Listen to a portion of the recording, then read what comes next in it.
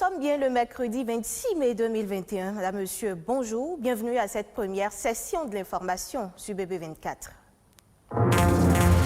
C'est une maladie infectieuse de la dent qui endommage l'émail puis la dentine en formant une cavité. La carie dentaire, qu'est-ce qui cause cette maladie et comment en prendre soin? Les détails dans un instant. Ça pique, ça brûle, ça gratte, ça fait tousser. Ce sont des symptômes de l'angine de gorge, une pathologie due à 95% des virus ou des bactéries. Que faire quand la gorge est très douloureuse et comment le prévenir? Élément de réponse à suivre. Et puis l'autisme est un trouble neurodéveloppemental complexe qui fait partie des troubles envahissants du développement et qui dure tout au long de la vie. Le dépistage et la prise en charge permettent d'y faire face.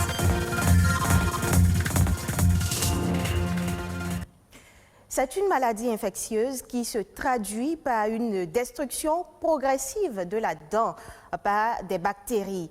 La carie dentaire est très souvent le résultat d'une mauvaise hygiène bucco-dentaire et de l'accumulation de plaques dentaires sur la surface de la dent. Et si elle n'est pas traitée, une carie peut détruire votre dent. Quelles en sont les causes et comment évolue une carie dentaire si elle n'est pas traitée? Élément de réponse dans ce reportage de Josué Daniel Sousa.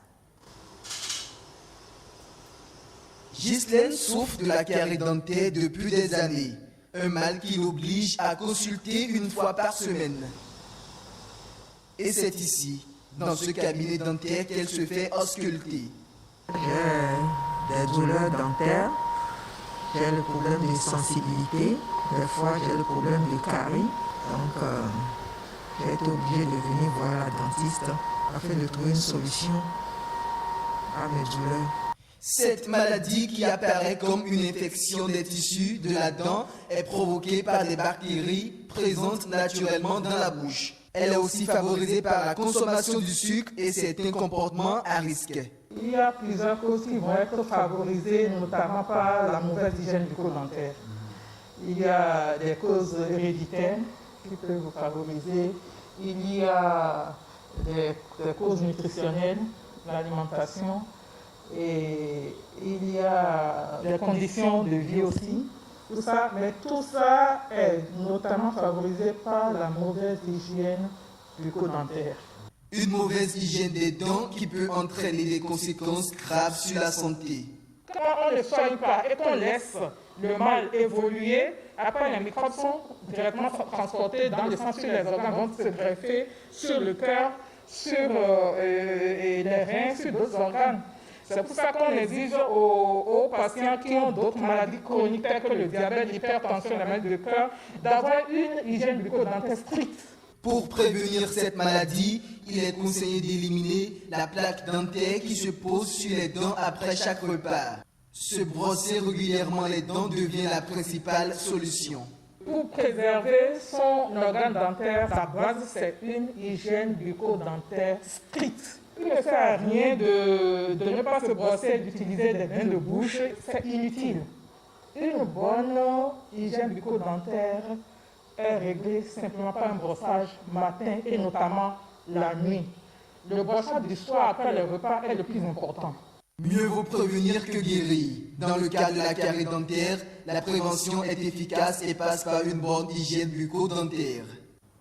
Vous le savez, sans nul doute, dans 60 à 90% des cas, les maux de gorge sont dus à un virus et évoluent favorablement en quelques jours sans traitement spécifique. L'angine de gorge est caractérisée par un mal de gorge important et qui provoque la fièvre, les maux de tête, les difficultés pour parler chez certaines personnes. Cependant, elle peut entraîner des complications. Plus de détails dans ce reportage. Elle est due à une inflammation des amygdales, de la membrane muqueuse et du larynx. Résultat, mal de gorge et difficulté d'avaler. L'angine, puisque c'est d'elle qu'il s'agit, est une infection dont souffrent bon nombre de personnes qui ignorent parfois l'origine, mais connaissent les manifestations. C'est une maladie qui attaque la gorge souvent. On a du mal à avaler toute salive. L'angine, c'est une maladie qui crée des douleurs au niveau de la gorge. Dans 50 à 90% des cas, les angines sont souvent dues à des virus, mais elles peuvent être également d'origine bactérienne. Il peut y avoir par exemple des gens qui ont des problèmes d'allergie. Il y a des gens qui sont susceptibles à certaines choses. Il y a des gens par exemple qui sont susceptibles peut-être à l'arachide, le sucre, mais ce n'est pas forcément le sucre en lui-même, ça peut être un additif qui est ajouté au sucre qui crée une certaine allergie. Il y a des gens qui prennent certains jus de fruits et ça leur crée comme une angine, ils ont mal à la gorge. Une mauvaise hygiène bucco-dentaire constitue également un facteur qui favorise la contraction de l'angine. Et pour soulager la douleur, diverses recettes sont utilisées à tort et à travers par les malades. Des recettes qui entraînent des complications aux conséquences douloureuses. Face à cet état de choses, le spécialiste propose. La plupart des angines sont d'abord des angines virales. Donc au départ, ce n'est pas forcément nécessaire d'utiliser un antibiotique au départ.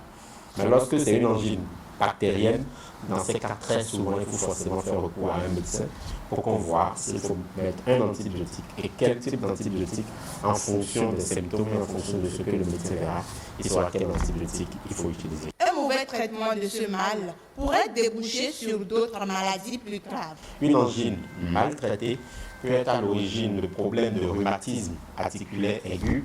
Une angine mal traitée peut être à l'origine après de problèmes cardiaques, de problèmes articulaires. Il faut savoir que les amygdales sont une porte ouverte. Et à partir de là, les microbes peuvent diffuser à tous les autres organes du corps lorsque ce n'est pas bien traité. Les traitements de l'angine dépendent donc de son origine. Mais qu'elle soit virale ou bactérienne, elle est contagieuse. Il faut donc respecter les consignes d'hygiène habituelles pour être épargné.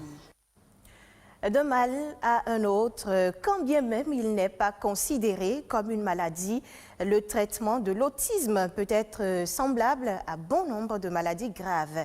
Le dépistage et la prise en charge très tôt peuvent permettre aux parents de dompter au plus tôt le trouble de leur enfant autiste. Comment cela peut-il se faire? Virginie Rossou Adjanohon est médecin. Elle nous l'explique ici. Pour elle, en plus des parents, les agents de santé ont un rôle important à jouer pour le bien-être de ces enfants autistes. Lorsqu'il s'agit de l'autisme, nous voyons, c'est des enfants indifférents, surtout à l'être humain. Vous allez voir, vous êtes là devant votre enfant, vous êtes intéressé à lui faire ci, à lui faire ça, mais il vous ignore et c'est peut-être les objets qui sont autour de lui. Peut-être qu'il y a un robinet là, l'enfant vous ignore et l'enfant touche au robinet, l'enfant touche au balai qui est par terre, l'enfant est indifférent à vous, que ça doit vous étonner, vous dites ah mais après tout je suis sa mère. Mais pourquoi ce comportement? Quand ça se prend vite en charge, l'enfant, même si on dit que l'autisme chronique est incurable, n'est pas à chose, on peut aider l'enfant dans ses facultés à déceler de quoi il est capable dans cet état d'autisme et l'orientation de la vie de l'enfant. Tout d'abord, dès que l'enfant naît, obligatoirement, avant que le parent ne rentre à la maison, il faudrait que l'agent de santé ait en présence d'esprit de présenter tout nouveau-né à un pédiatre. Ça doit commencer par là.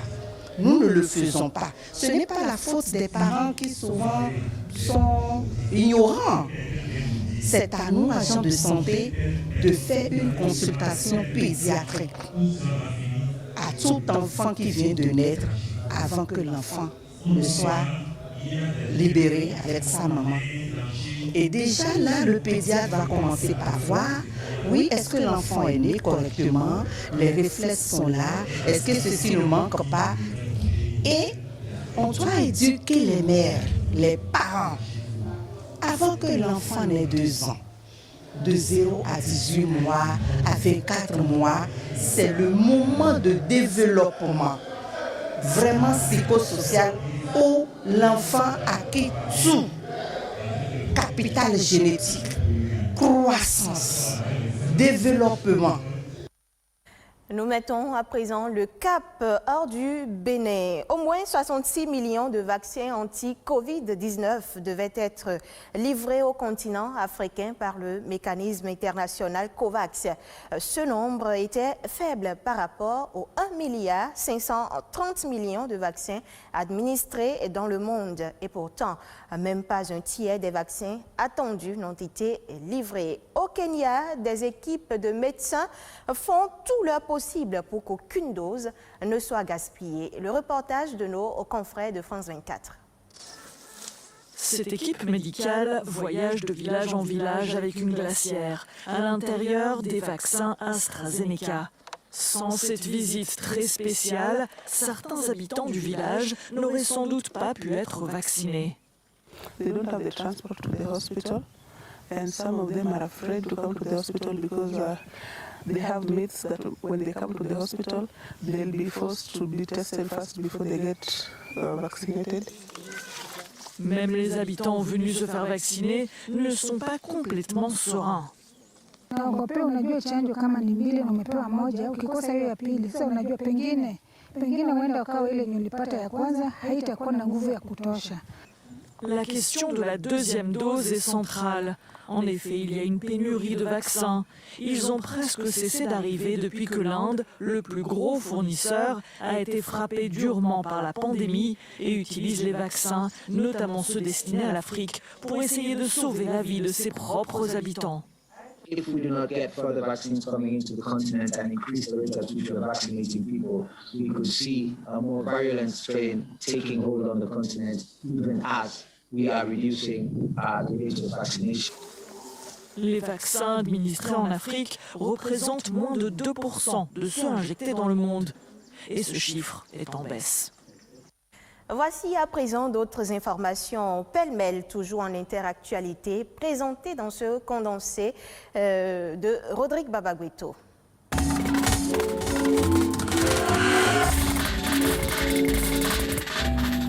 Le coton n'a plus la côte en Afrique du Sud. La récolte est en cours dans les champs de coton sud-africains, principalement dans les régions du Limpopo et du Northern Cape, à travers seulement 17 000 hectares, ce qui représente 40% de moins par rapport à la saison 2018-2019, quand l'Afrique du Sud comptait 41 713 hectares de coton. La production estimée est elle aussi en baisse.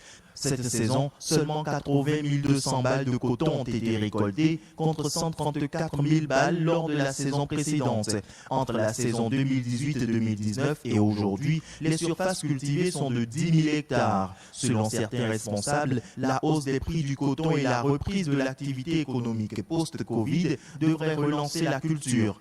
Le département américain pour l'agriculture prévoit une hausse de 3,5% de la consommation mondiale de coton pour la saison 2021-2022.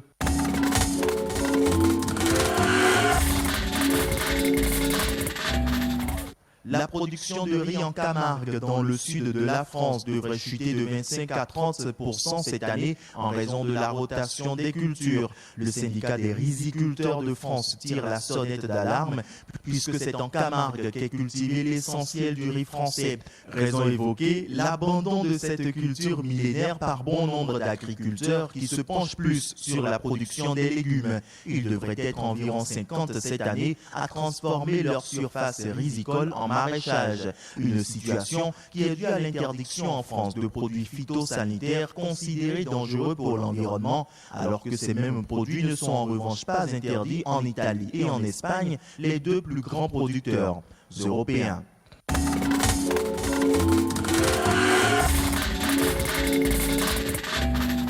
La France et l'Allemagne ne sont pas les seuls grands pays européens à miser sur l'hydrogène vert. Le gouvernement espagnol vient d'annoncer ce lundi 24 mai un plan de soutien à la production d'hydrogène propre basé sur l'utilisation des fonds européens de relance avec l'ambition de faire du pays le principal pôle industriel pour ce type d'énergie propre.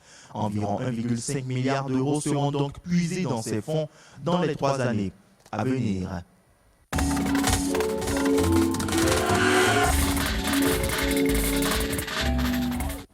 Outre Le volet politique ainsi va donc l'actualité au Bénin et dans le monde. Merci à tous de nous avoir suivis. Retrouvez ce journal sur le site web de l'ORTB, www.ortb.bg.